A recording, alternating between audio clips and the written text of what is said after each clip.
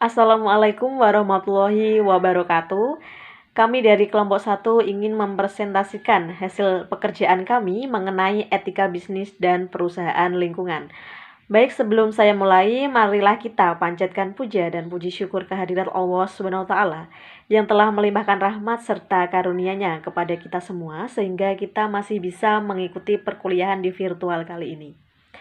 Baik, sebelum saya lanjutkan, yang saya hormati kepada Bapak Iwan Suroso SEMM selaku dosen pengampu mata kuliah Etika Bisnis dan teman-temanku sekalian yang saya sayangi dan saya banggakan. Sebelum saya lanjutkan, saya akan memperkenalkan diri saya selaku moderator Silsilia Madevi dengan NIM 2019-11063 dan juga ada rekan saya Fatikatus Saadah NIM 2019-11022. Ada Dwi Yuda Alfiana NIM 2019-11031, ada Septiana Rahayu NIM 2019-11032, ada Nanda Eka Pratiwi NIM 2019-11040, ada Puspa Sari Suherto NIM 2019-11045, ada Sri Rezeki Lestari NIM 2019-11052, ada Zulfa Latifatus Solihah NIM 2019-11060, ada Eka Sulis Herianti NIM 2019-11065, dan ada Ina Laila Syadiah NIM 2019-11083. Baik, untuk slide selanjutnya akan dipaparkan oleh rekan saya. Definisi lingkungan. Lingkungan adalah segala hal yang berada di luar organisasi dan selama ini dianggap mempengaruhi pada mereka yang terlibat di sekitar lingkungan tersebut. Secara umum, lingkungan dibagi menjadi dua, yaitu lingkungan internal dan lingkungan eksternal. Kedua bentuk lingkungan tersebut bersifat saling terkait satu sama lain. Lingkungan eksternal bisa mempengaruhi lingkungan internal, dan lingkungan internal berusaha menyerap serta memfilter setiap informasi yang masuk dari lingkungan eksternal. Pelanggaran etika dalam bidang bisnis seperti perusakan lingkungan hidup dapat dilihat sebagai bentuk lemahnya roda hukum di suatu negara. Penegakan hukum untuk mewujudkan bisnis yang peduli pada lingkungan menjadi tanggung jawab bagi semua pihak, bukan hanya sebagian pihak saja atau segolongan orang. Para pebisnis memiliki tingkat egoisme yang tinggi, yang hanya mengejar keuntungan saja. Namun, perusahaan akan dihadapkan dengan kondisi realita, yaitu harus bertanggung jawab terhadap lingkungan. Contoh pelanggaran pada perusahaan yang merusak lingkungan yang pertama ada pabrik tekstil, pabrik kimia dengan buangan limbah pabrik yang telah mencemari perusakan lingkungan dalam bentuk air tanah atau air sungai. Dan yang kedua ada perusahaan telekomunikasi dengan pancaran radiasi sinyal yang dihasilkan mampu menyebabkan efek pada kesehatan. Keberadaan kabel listrik yang melewati batas-batas rumah penduduk juga bisa menyebabkan gangguan pada kesehatan manusia. Pengaruh etika dalam perusakan lingkungan. Munculnya kerusakan ini karena etika lingkungan tidak pernah dikedepankan.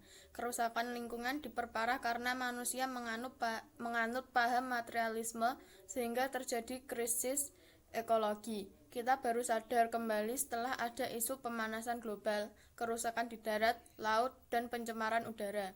Dalam Undang-Undang RI Nomor 32 Tahun 2009 tentang perlindungan dan pengelolaan lingkungan hidup, dikatakan bahwa lingkungan hidup adalah kesatuan ruang dengan sebuah benda, daya, keadaan, dan makhluk hidup, termasuk manusia dan perilakunya yang mempengaruhi alam sendiri, kelangsungan kehidupan, dan kesejahteraan manusia serta makhluk hidup lain. Definisi risiko lingkungan. Risiko lingkungan atau environment risk adalah risiko yang terjadi di lingkungan akibat dari tindakan yang disengaja atau tidak disengaja dan telah menimbulkan kerusakan atau kehancuran lingkungan. Dampak penghancuran lingkungan yang disengaja terjadi akibat ekspansi suatu perusahaan. Penghancuran pada lingkungan yang dilakukan tanpa sengaja bersifat di luar perusahaan seperti perusakan moral masyarakat. Pengaruh resiko lingkungan terhadap perusahaan. Bagi suatu perusahaan yang telah menimbulkan kerusakan lingkungan, maka ada bentuk resiko yang harus ditanggung jawab. sebagai akibat dari terjadinya environment risk antara lain: 1. Pihak manajemen perusahaan akan menghadapi sanksi hukum karena telah melakukan perusakan lingkungan. Dengan begitu, pihak manajemen perusahaan harus membayar biaya pengacara dan menyiapkan bahan-bahan pendukung selama proses hukum tersebut berlangsung. 2. Pihak manajemen perusahaan harus menghadapi tekanan dari para NGO atau non-government organization, baik yang berasal dari dalam maupun internasional. Tekanan yang dihadapi sejauh pelanggaran yang telah menimbulkan dampak terbentuknya risiko lingkungan tersebut. 3. Para mitra bisnis yang selama ini begitu dekat dan mendukung perusahaan akan mengambil tindakan hati-hati, terutama mengantisipasi jangan sampai perusahaannya juga ikut terlibat dalam risiko lingkungan yang telah ditimbulkan perusahaan tersebut. Yang terakhir, pihak manajemen perusahaan harus tetap menghadapi sikap protes dari masyarakat sekitar yang selama ini telah dirugikan akibat beroperasinya perusahaan. Industri dan perusakan lingkungan. Persoalan perusakan lingkungan yang dilakukan oleh sebagian perusahaan pada era sekarang ini telah dipandang sebagai persoalan serius yang tidak dapat dilihat hanya dengan sebelah mata. Sebuah perusahaan dengan berbagai aktivitas ruang lingkup bisnisnya telah membawa dampak positif serta negatif pada lingkungan. Pada dampak positif, mampu memberikan pengaruh bagi usaha, mendorong penciptaan kebutuhan-kebutuhan yang selama ini belum terpenuhi untuk selanjutnya dapat terpenuhi. Dan pihak perusahaan memperoleh profit sebagai bentuk imbal dari penjualan produknya. Dampak negatifnya terjadi pada akibat-akibat yang terjadi selama proses atau usaha meraih keuntungan tersebut dilakukan, seperti pencemaran lingkungan akibat buangan limbah dan polusi yang telah ditimbulkan. Di sini, suatu bisnis khususnya industri memegang peranan besar dalam ikut memberikan dampak tersebut. Ada beberapa jenis sektor industri yang dianggap dominan dalam memberikan pengaruh pada perusakan lingkungan, yaitu antara lain sektor pertambangan atau mining, sektor pabrik atau manufaktur, sektor minyak dan gas atau oil and gas, serta sektor perhotelan dan real estate. Keempat sektor ini dianggap memiliki dominasi yang tinggi dalam mendukung timbulnya pengaruh pada perusakan lingkungan. Maka dari itu, persoalan perusakan lingkungan dengan motif mengembangkan bisnis tidak harus menjadi tanggung jawab pemerintah pusat semata, namun harus melibatkan pemerintah daerah. Apabila kondisi ini dibiarkan, akan menimbulkan pergesekan sosial di masyarakat, seperti kecemburuan sosial, di mana kasus kecemburuan sosial ini telah pernah terjadi di beberapa tempat di Indonesia. Yang selanjutnya yaitu sumber polusi udara.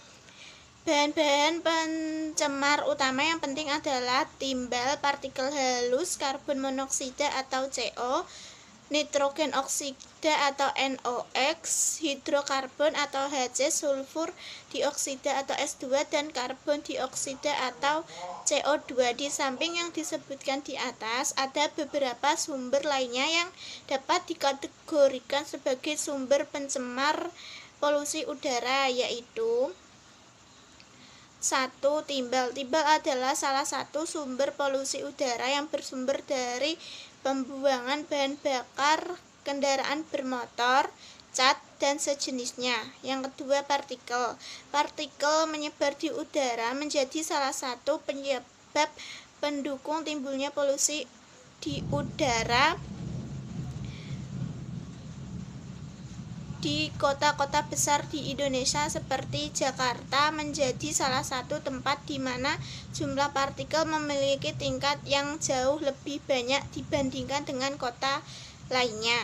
Yang ketiga, nitrogen dioksida atau NO2 merupakan sumber pencemaran yang bersumber dari aktivitas lalu lintas di jalanan dengan tingkat kepadatan lalu lintas yang begitu tinggi, maka jumlah NO yang dihasilkan juga akan semakin meningkat. Yang keempat, karbon monoksida.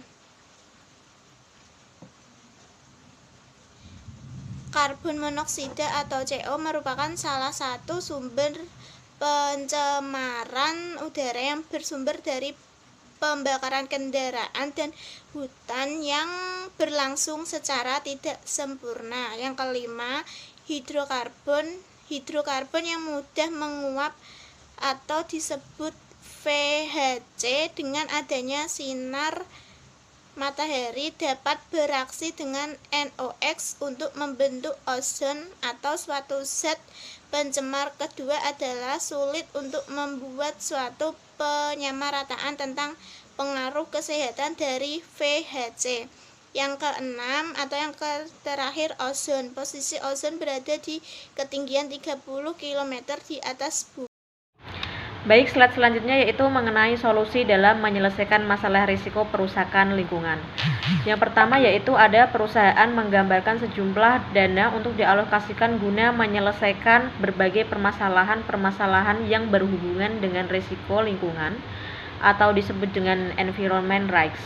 Yang kedua yaitu menerapkan konsep pembangunan yang berkeseimbangan dengan alam serta turut menggambarkan alam atau disebut dengan eco-development. Yang ketiga yaitu dibangunnya solusi konstruktif dalam bidang pengembangan lingkungan. Yang keempat yaitu ada pihak lembaga terkait memberikan penghargaan dalam bidang lingkungan. Dan yang terakhir yaitu ada menentukan dengan jelas dan tegas pada setiap perusahaan yang ingin ikut tender penggarapan proyek harus memiliki sertifikat ISO bidang lingkungan dan berbagai persyaratan lain yang berhubungan dengan lingkungan. Studi kasus yaitu PT Tekstil Sejahtera Alam. PT Tekstil Sejahtera Alam adalah sebuah perusahaan tekstil yang telah berdiri selama 12 tahun yang berkedudukan di Tangerang, Indonesia. Aktivitas perusahaan selama 10 tahun yang lalu tidak begitu menunjukkan peningkatan profit. Artinya, produksi perusahaan selama itu dianggap mampu memberi pendapatan produk, namun belum menunjukkan tingkat perolehan pendapatan yang bisa dipakai untuk membiayai ekspansi perusahaan. Contohnya, ketika perusahaan membutuhkan mesin baru dan mobil operasional, maka pihak manajemen harus meminjam ke bank dan menyelesaikan pembayaran dengan mengkalkulasi penjualan dan penerimaan profit yang akan diterima. Namun, seiring berjalannya waktu, ada persoalan lain yang harus dihadapi oleh pihak manajemen perusahaan, yaitu tingkat pencemaran air sungai yang selama ini dipakai untuk membuang limbah pabrik. Beberapa warga yang tinggal di dekat kawasan lokasi PT Tekstil Sejahtera Alam sering mengeluhkan kondisi tersebut, termasuk selama ini mereka yang bergantung kepada air sungai untuk dipakai sebagai kebutuhan sehari-hari kini tidak dapat digunakan lagi. Apalagi jika PT Tekstil Sejahtera Alam sampai sejauh ini belum memiliki alat yang paling efektif untuk memfilter atau menetralisir pembuangan limbah pabrik secara modern. Adapun bentuk pelanggaran etika yang dilakukan oleh PT Tekstil Sejahtera Alam adalah perusahaan dalam melaksanakan operasi pabrik tidak mengindahkan nilai-nilai etika bisnis, yaitu menyebabkan terjadinya polusi air dan lebih jauh telah menimbulkan kerugian bagi pihak lain. Berdasarkan studi kasus yang telah disampaikan, di sini saya akan menjelaskan beberapa solusi untuk mengatasi masalah yang dihadapi oleh PT Tekstil Sejahtera Alam. Solusi yang pertama, PT Tekstil Sejahtera Alam harus mempersiapkan teknologi canggih berupa alat penetralisir limbah pabrik yang bersifat ramah lingkungan. Yang kedua, PT Tekstil Sejahtera Alam harus mendata terhadap berbagai bentuk kerusakan yang menimbulkan kerugian. Yang ketiga, pihak PT Tekstil Sejahtera Alam harus memberikan alokasi dana kepada masyarakat sekitar untuk membangun citra positif perusahaan.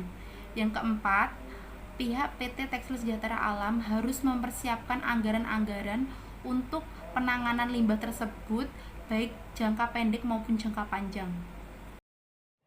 Baik, sekian presentasi dari kelompok kami. Kurang lebihnya saya selaku moderator meminta maaf yang sebesar-besarnya. Wabillahi taufik wal hidayah. Wassalamualaikum warahmatullahi wabarakatuh.